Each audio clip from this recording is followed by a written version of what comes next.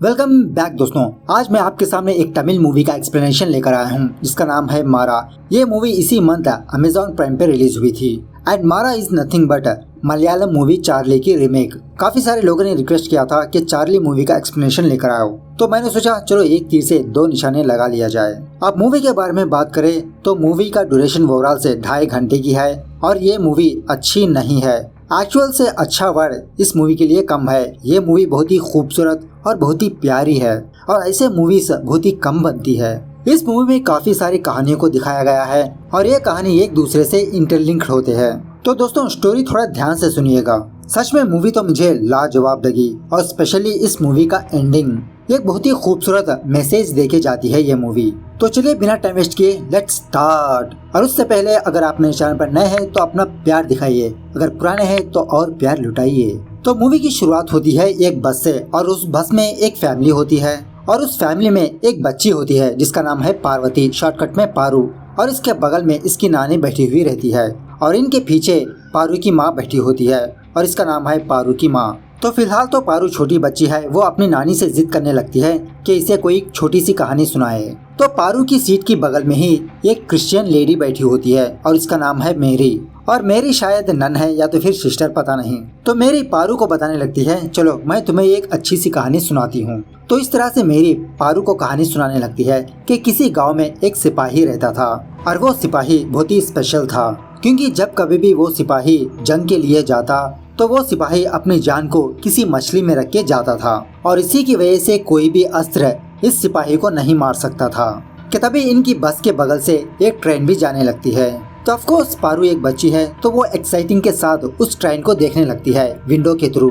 खैर ट्रेन जाने के बाद मेरी उस कहानी को कंटिन्यू करने लगती है। तो इसी तरह से एक दिन जब वो सिपाही जंग को जाके फिर से अपने गाँव वापस आया तो फ्लड की वजह से मतलब बाढ़ की वजह से उसकी मछली कहीं पर खो गई।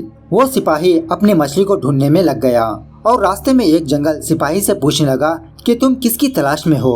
तो सिपाही उस जंगल को अपनी कहानी बताने लगता है। तो वहीं पर एक नदी होती है तो इन दोनों की बातें वो नदी सुन लेती है। उसके बाद वो नदी उस सिपाही को अपने पास ले लेती है और अपने बहाव में बहाने लगती है। थोड़ी दूर जाने के बाद एक बड़ा सा पहाड़ इसके सामने आ जाता है तो सिपाही उस पहाड़ को अपनी कहानी सुनाने लगता है। तो इसकी कहानी सुनने के बाद वो पहाड़ इस सिपाही को रास्ता दे देता है। इस तरह से वो सिपाही एक बहुत बड़े समुद्र में चला जाता है। तो वो सिपाही अपनी मछली को उस समुद्र में दिन रात ये करते हुए उसे ढूंढने लगा कि तभी एक बादल इसके सर के ऊपर से गुजरने लगा। तो वो सिपाही उस बादल से अपनी मछली के बारे में पूछने लगता है, ये बादल क्या तुमने मेरी मछली को देखा? तो वो बादल उस सिपाही से कहने लगता है, नहीं मैंने तुम्हारी मछली को नहीं देखा, अगर तुम्हारी मछली नजर आ गई तो मैं तुम्हें बताऊंगा दोस्त। उसके बाद वो सिपाही अपनी मछली को ढूंढने में लग गया और उसी तरह उस सिपाही के पास एक शंख होता है, उस शंख को फूंकने लगा। मतलब उस मछली की खास बात ये होती है कि जब कभी भी वो मछली इस शंख की आवाज को सुनती है तो वो मछली तैरती हुई उस सिपाही के पास आ जाती थी। लेकिन अब उस मछली का कोई अता पता नहीं होता। तो एक दिन रात वो बादल बिजलियां कड़कड़ाते हुए गरजते हुए उस सिपाही को इशारा देने लगा कि तुम्हारी मछली उस तरफ है।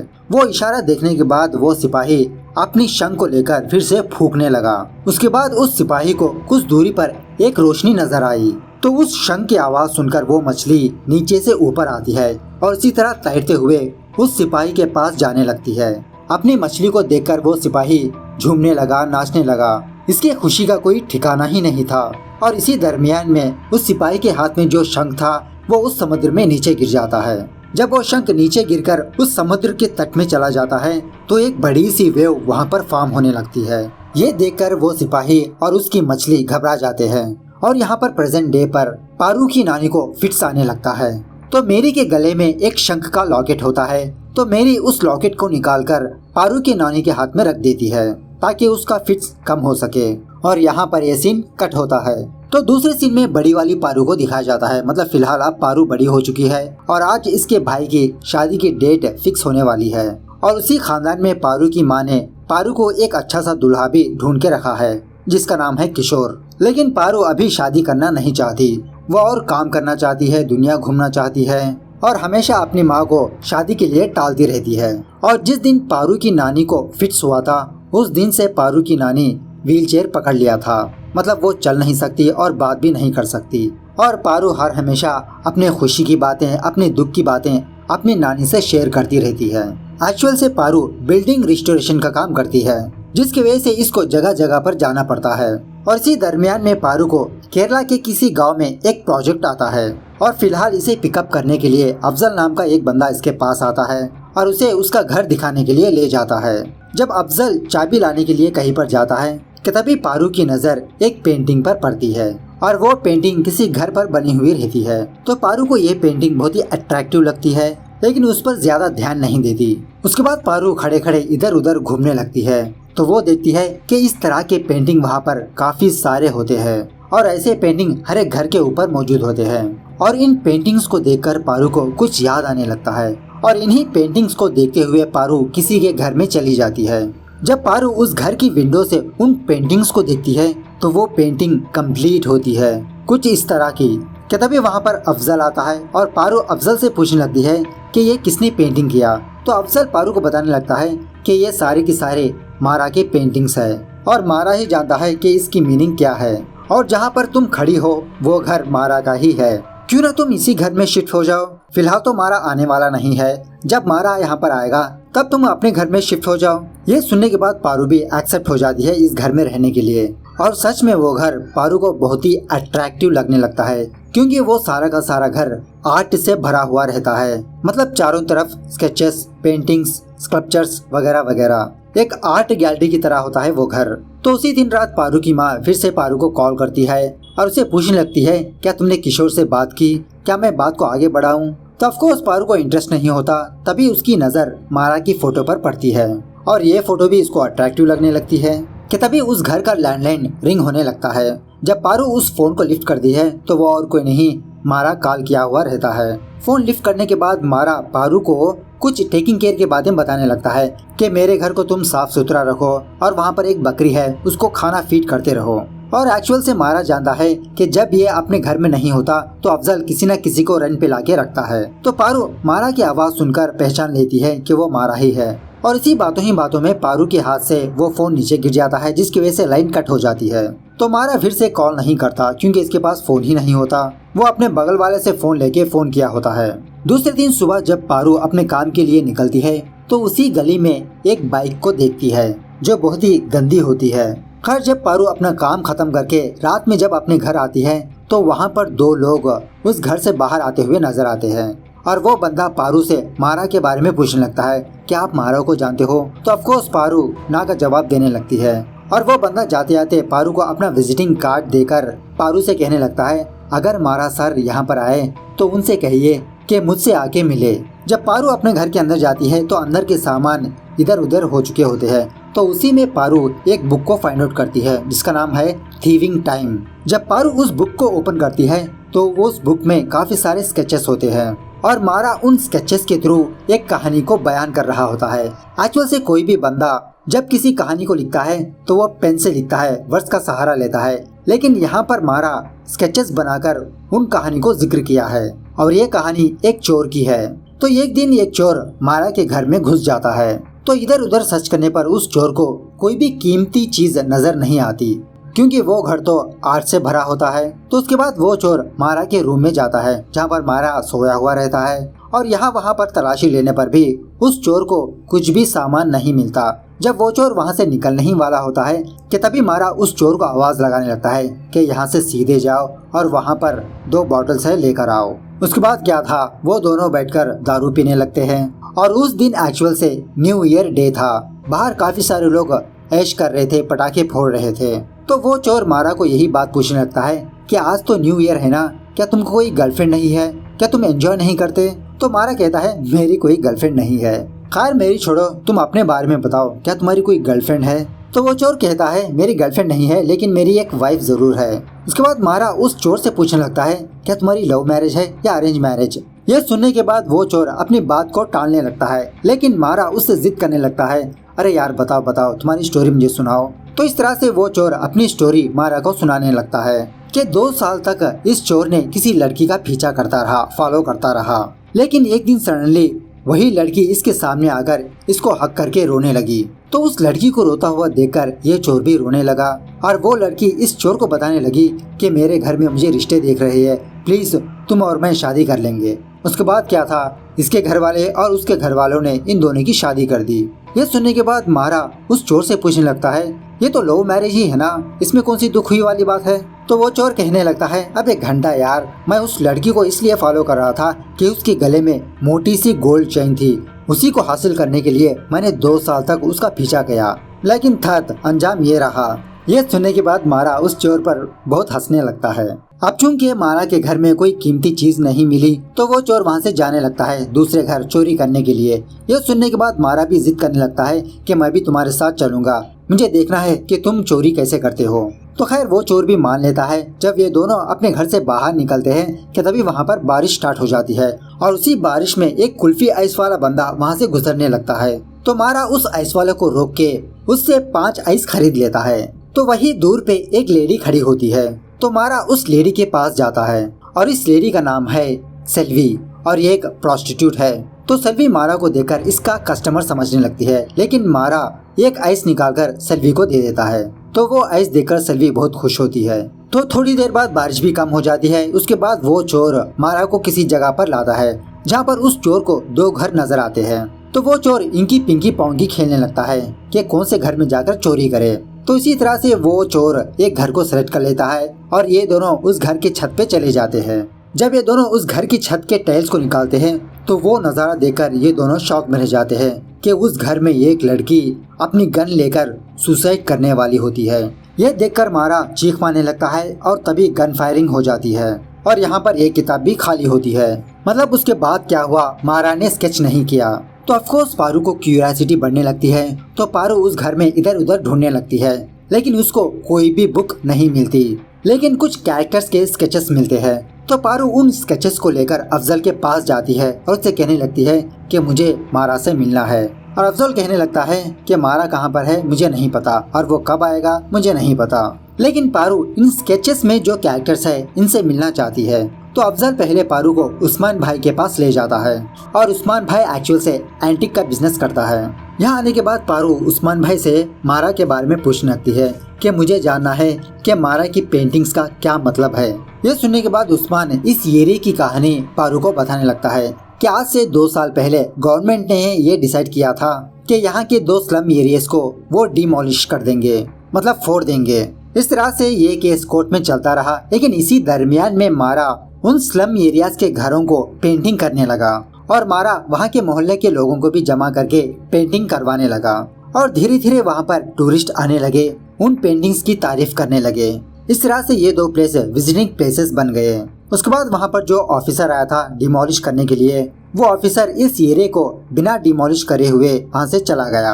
और यहाँ पर मैं आपको बताना भूल गया कि मारा ने जो पेंटिंग किया था वो पेंटिंग और कुछ नहीं, पारू ने अपने बचपन में मेरी के थ्रू एक कहानी सुनी थी ना, वही कहानी मारा ने पेंटिंग करके रखा है।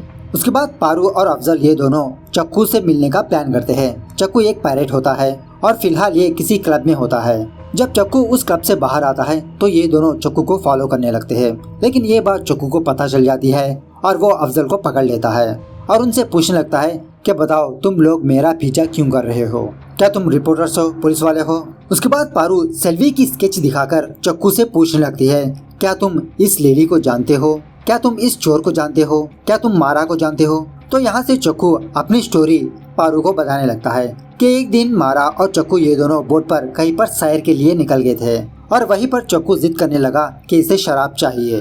कि तभी इनकी बोट से सेल्वी बाहर आती है शराब लेकर।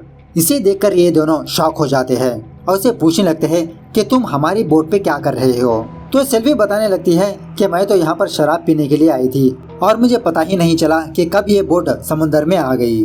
खैर उसके बाद ये तीनों दारू पीने लगते हैं और इसी दरमियान में मारा सेल्वी से पूछने लगता है कि दारू पीने के लिए तुम बोट में क्यों आई। तो सेल्वी बताने लगती है कि आज मेरा बर्थडे है। जब मैं छोटी बच्ची थी तो तब मेरे पापा मेरा बर्थडे मनाने के लिए किसी बोट पे लाते थे।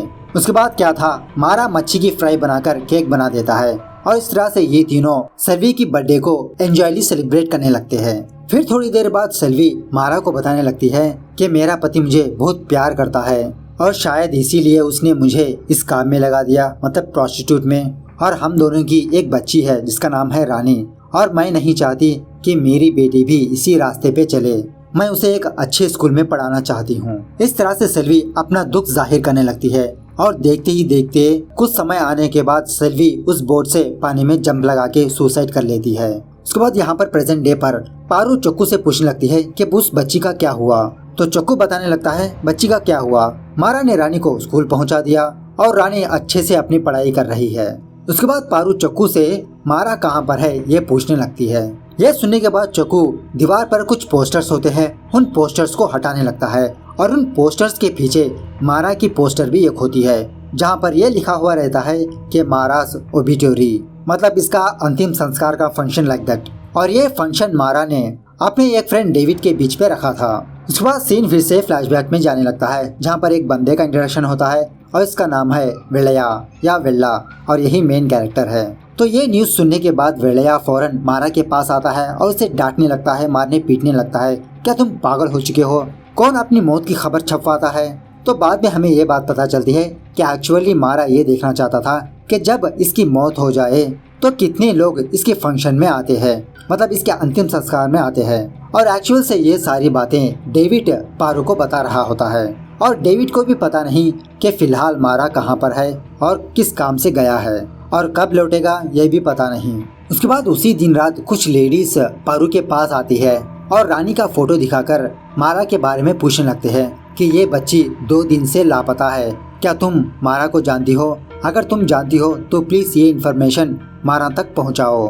तो बाद में पारू को ये बात पता चलती है कि रानी का फादर और कोई नहीं, एक दिन पारू के पास आया था वही बंदा था और एक्चुअल से वो बंदा अपनी बेटी को ढूंढते हुए मारा के घर आया था।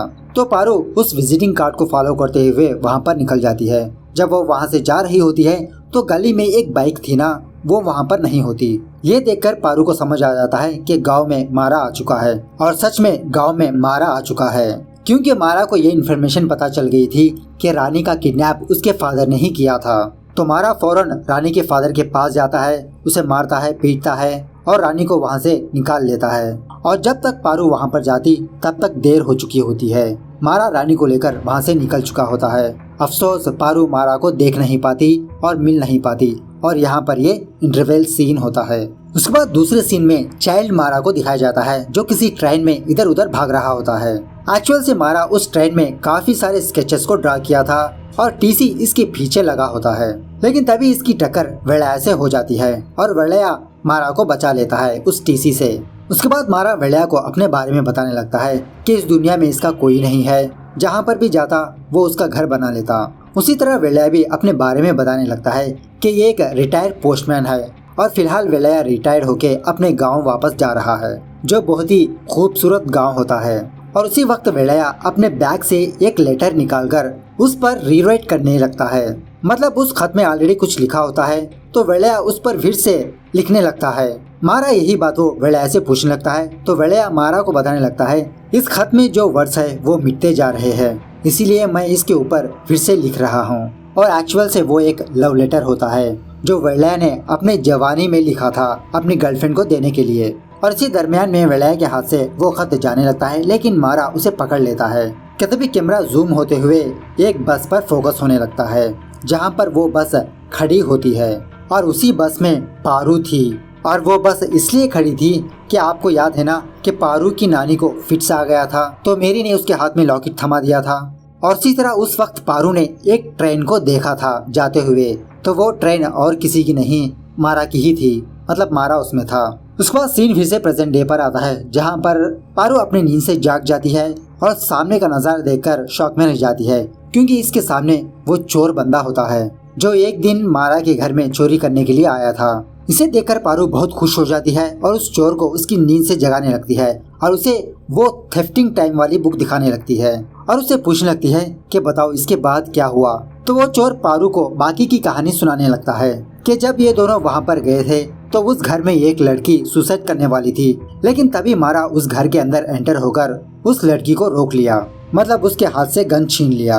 लेकिन तभी वो लड़की रोते हुए अपने घर से भागने लगी और मारा भी उस लड़की के पीछे लग गया और ये चोर बंदा ऊपर बैठकर वो नज़ारा देख रहा था। वो उनके पीछे नहीं गया और उसके बाद क्या हुआ इसे भी पता नहीं। उसके बाद पारू उस चोर से कहने लगती है कि मुझे अभी के अभी उस घर को ले चलो, लेकिन वो चोर कहता है अरे पागल हो गए हो क्या, दिन में मुझे रूट मालूम नहीं होता, रात होने दो तुम्हें ले जाऊंगा। लेकिन पारू को अभी देखना था वो घर, इसलिए पारू उस चोर को काले स्पेक्स लगा देती है ताकि उसे अंधेरा दिखे। Wow nice idea. तो यहाँ आने के बाद वो चोर फिर से इंकी पिंकी पोंकी खेलने लगता है और पारू को राइट वाले घर के बारे में बताने लगता है कि यही घर था, हम चोरी करने गए थे। उसके बाद दूसरे सीन में पारू कहीं पर ट्रैवल करने लगती है और किसी जगह पर आने के बाद पारू एक बच्ची को देखती है और इसे देखते ही पारू पहचान लेती है कि ये बच्ची और कोई नहीं रानी है। यह सुनने के बाद रानी पारू से पूछने लगती है कि आपको मेरा नाम कैसे पता? तो पारू कहती है बस मुझे पता है, क्या तुम मुझे डॉक्टर कनी के बारे में बता सकती हो? तो इसी तरह से पारू डॉक्टर कनी से जा मिलती है और कनी को वो स्केचबुक दिखाकर पूछने लगती है कि इसके बाद तुम्हारे साथ क्या हुआ, मुझे जानना है। मतलब यहाँ पर बात यह है कि पारू के अंदर एक क्यूरियोसिटी थी और उसी को जानने के लिए पारू इतनी दूर ट्रैवल करके आई है। जब कनी इसको कुछ बताने ही वाली होती है क्या तभी वहाँ पर वेलैया आ जाता है और पारू को देखकर वेलैया कनी का फ्रेंड समझने लगता है और पारू को फोर्स करने लगता है कि तुम यहाँ पर 2 दिन रुक के चले जाना। तो पारू भी मान जाती है। उसके बाद रात में जब ये सारे लोग खाना खा रहे होते हैं तो वेलैया पारू को उसके बारे में पूछने लगता है क्या तुम्हारी शादी हुई, तुम कहाँ के रहने वाली हो? तो पारू अपने बारे में बताने लगती है कि मेरी अभी भी शादी नहीं हुई है और हम मीनाक्षी टेम्पल के बगल में रहते हैं। जब वेलैया मीनाक्षी का नाम सुनता है तो उसके फेस पर एक अजीब सी मुस्कान आने लगती है और बाद में वहाँ के लोग पारू को बताने लगते हैं कि मीनाक्षी एक्चुअल से वेलैया की गर्लफ्रेंड थी। मतलब वेलैया जब जवानी में था तो वो एक लड़की को बहुत चाहता था लेकिन कभी भी उस लड़की से बात नहीं की और उसी तरह वेलैया अपनी जवानी में स्टेज पर ड्रामा भी कर रहा था और उसी ड्रामे के दौरान वेलैया चोरी चुपके मीनाक्षी को देख रहा था। एक दिन वेलैया सोच लिया था कि वो मीनाक्षी को अपना प्यार का इजहार करेगा और वेलैया लव लेटर लिख के मीनाक्षी के गांव गया तो तब तक देरी हो चुकी थी क्योंकि उनके गांव में बाढ़ आ चुकी थी और वहां के लोग अपने अपने घरों को खाली करके इधर उधर चले गए और तब से लेते हुए आज तक मीनाक्षी का कोई अता पता नहीं है और उसी तरह वेलैया ने भी अभी तक शादी नहीं की। खैर उसके बाद पारू कनी के पास आती है उसकी स्टोरी जानने के लिए। तो कनी पारू को बताने लगती है कि जब मैं तुम्हें पहली बार देखा था तो मैंने सोचा कि तुम कोई रिपोर्टर हो और यहाँ पर कनी की ये स्टोरी है कि किसी ऑपरेशन के दौरान कनी के हाथ से एक लड़की की मौत हो गई और वो न्यूज़ अखबार में छप गई थी। लोग कनी को लानतान करने लगे और इसने सोच लिया कि वो सुसाइड कर लेगी। जब कनी अपने गन से सुसाइड करने ही वाली थी कि तभी इसके घर में मारा आया था और कनी को बचा लिया और मारा को देखकर कनी वहाँ से दूर भागने लगी। मारा उसे समझाने लगा कि मुझे पता नहीं कि तुम सुसाइड क्यों करना चाहती हो, लेकिन मैं तुमको सिर्फ इतना कहना चाहता हूँ कि जिंदगी अभी बाकी है, एक गलती से हमारी कहानी खत्म नहीं होती। इस तरह से मारा कनी को समझाने लगता है और इसी बातों ही बातों में मारा कनी को कहने लगता है क्या तुम मेरे साथ एक अच्छी सी चाय पीना चाहोगी? तो कनी कहती है हाँ। उसके बाद मारा उसी हालत में कनी को अपने गांव ले जाने लगता है। किसी दूर आने पर ये दोनों चाय पीने लगते हैं और ये दोनों मारा के गांव जाने लगते हैं। वहाँ के लोग कनी को देखकर कुछ भी नहीं कहते और कनी भी उन लोगों में घुल मिल जाती है। तो काफी सारे दिन बीतने के बाद मारा कनी के पास आता है और उसे कहने लगता है देखो तुम यहाँ पर जितने दिन रहना चाहती हो रहो, तुमको यहाँ पर कोई भी रोकने वाला नहीं है और जब तुमको लगता है कि मैं यहाँ से निकल जाना चाहिए तो तुम यहाँ से निकल जाओ और तुम्हें कोई भी रोकने वाला नहीं है। लेकिन जाते जाते एक काम जरूर करके जाना कि बगल में ही एक छोटा सा गांव है, वहाँ पर डॉक्टर्स नहीं है, हॉस्पिटल नहीं है, वो लोग हॉस्पिटल जाने के लिए काफी दूर ट्रैवल करना पड़ता है। जब कभी भी तुमको थोड़ा सा वक्त मिले तो तुम उस गांव जाकर विजिट करना, वहाँ के मरीजों को एक बार देखना जरूर। इस तरह से कहते हुए मारा कनी को वहीं पर छोड़ के बाय बाय कहकर चला जाता है। पारू कनी को यही बात पूछने लगती है कि फिलहाल अब मारा कहाँ पर है। तो कनी पारू को बताने लगती है मुझे भी पता नहीं, वो कुछ दिन अपने गांव आता है और काफी सारे दिनों तक गायब रहता है, पता नहीं कहाँ कहाँ पर घूमते रहता है और लास्ट बार मारा रानी को छोड़ने के लिए यहाँ पर आया था। खैर उसके बाद उसी दिन रात पारू सोच लेती है कि वो अपने गांव लौट के चली जाएगी। मतलब पारू यहाँ पर यही जानने के लिए आई थी कि कनी के साथ क्या हुआ। लेकिन यहाँ पर बात यह है कि कल वेलैया का बर्थडे है, लेकिन फिर भी पारू यहाँ पर रुकना नहीं चाहती और इसी बातों ही बातों में वेलैया अपनी गर्लफ्रेंड की फोटो पारू को दिखाने लगता है और सुबह होने के बाद पारू वहाँ से चली जाती है। पारू जाने के बाद थोड़ी देर बाद मारा अपने गांव आता है। ऑफ कोर्स वलया का बर्थडे है, ये कैसे मिस करता। तो यहाँ आने के बाद इसको ये बात पता चलती है कि इसके रूम में कोई लड़की रहती थी। यही बात वो कनी से आके पूछने लगता है। तो कनी उसकी स्केचबुक दिखाकर उसे कहने लगती है कि एक लड़की तुम्हें ढूंढते हुए आई थी, लेकिन फिलहाल तो चली गई। कि तभी मारा को ये बात पता चलती है कि वेलिया बहुत ही उदास है, बहकी बहकी बातें कर रहा है। यही बात देखने के लिए मारा वेलिया के पास जाता है और एक्चुअली वेलिया इस बात से दुखी होता है कि इसका जो लव लेटर है उसके वर्ड्स मिटते जा रहे हैं। यह सुनने के बाद मारा वेलिया को कहने लगता है, अरे वेलिया, वर्ड्स मिट गए तो क्या हुआ, सारे के सारे वर्ड्स तो तुम्हारे दिमाग में है ना, तुम बोलते जाओ, मैं तुम्हारा लव लेटर लिखूंगा। इस तरह से मारा वेलिया को खुश कर देता है और बाहर आने के बाद मारा अफसोस और गुस्सा जाहिर करने लगता है कि बचपन से मुझे वेलिया पाला पोसा बड़ा किया और मुझे इस बात का अफसोस है कि मैं वेलिया को कुछ भी दे नहीं पा रहा, कहीं पर भी मुझे सेटिस्फैक्शन नहीं मिल रहा है और इसी सेटिस्फैक्शन के लिए मैं इधर उधर घूमते रहता हूँ।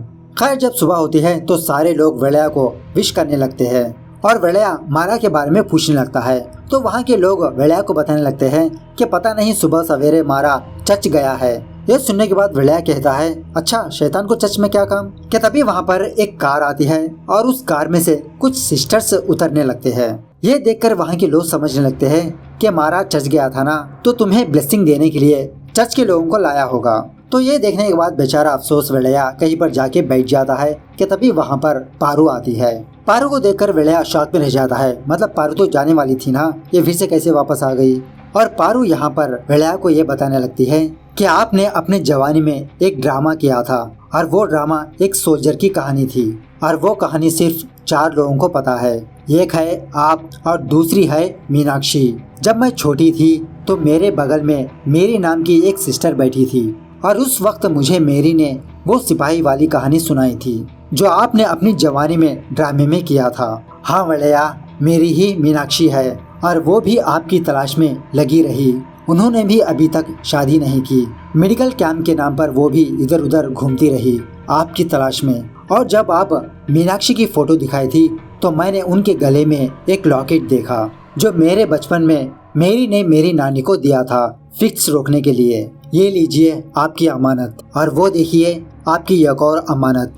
इस तरह से जब वेलिया अपना सर घुमाता है तो दूर पे मीनाक्षी खड़ी होती है और ये दोनों उसी जगह पर बैठकर एक दूसरे को देखने लगते हैं। और इतना उम्र होने के बावजूद भी वेलिया अभी भी शर्माने लगता है मीनाक्षी से बात करने के लिए। और फाइनली मीनाक्षी वेलिया से पूछने लगती है कि उसके बाद वो सिपाही की कहानी का क्या हुआ। तो वेलिया मीनाक्षी को बताने लगता है, बहुत उम्र हो गई है ना, मुझे याद नहीं वो कहानी। थक अबे कहानी तो पूरी कर देते हैं। कि तभी वहाँ पर मारा भी आता है और मीनाक्षी को देखकर इसकी आंखों से भी आंसू निकलने लगते हैं। और मारा फौरन कनी के पास जाता है और पूछने लगता है, ये कैसे हुआ, कब हुआ।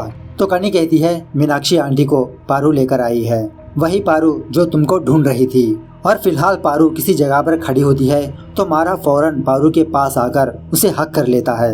ये देखकर पारू भी बहुत खुश हो जाती है और वो भी मारा को हक करने लगती है। इस तरह से ये मूवी यहाँ पर दी एंड होती है। तो दोस्तों मुझे ये मूवी देखकर शाहरुख खान का वो डायलॉग याद आने लगा, इतनी शिद्दत से मैंने तुम्हें पाने की कोशिश की कि हर जर्रे ने मुझे तुमसे मिलाने की कोशिश की है। कहते हैं अगर किसी चीज को दिल से चाहो तो पूरी कायनात उसे तुमसे मिलाने की कोशिश में लग जाती है। और यहाँ पर वेलिया मीनाक्षी के साथ यही हुआ। आप पूरी मूवी को फिर से रिवाइंड करें तो आपको इस मूवी की स्टोरी समझ आएगी। मतलब किसी बाढ़ की वजह से वेलिया और मीनाक्षी दूर हो गए और ये दोनों एक दूसरे की खोज में लगे रहे और इसीलिए मीनाक्षी मेरी बन गई और गांव-गांव ट्रैवल करने लगी। और इसी दरमियान में मीनाक्षी की मुलाकात पारू से होती है। उसकी नानी को उसका लॉकेट देती है जो उसके पास ही रह जाता है। और बड़ी होने के बाद पारू जब अपने काम के लिए केरला आती है तो इसे मारा को लेकर इंटरेस्ट पैदा होने लगता है और इसी को खोजते हुए पारू इतनी दूर आती है। और मारा भी यही चाहता था कि वेलिया को किसी भी तरह करके मीनाक्षी मिल जाए और वो भी उसी की तलाश में था। लेकिन उन दोनों का मिलन मारा के हाथों से नहीं हुआ, लेकिन मारा के जरिए से पारू के हाथों से हुआ। और शायद इसी को कहते हैं डेस्टिनी। किस्मत में लिखा होगा तो वो चीज कभी ना कभी आपको जरूर मिलेगी, या तो फिर इसे कोइंसिडेंस कह सकते हो, पता नहीं। इस तरह से ऊपर वाला भी हमारे साथ कुछ अजीब के खेल खेलने लगता है। खैर मूवी कैसे लगी कमेंट करके बताना जरूर। मिलते हैं अगली वीडियो में, तब तक take care, bye bye, see you soon.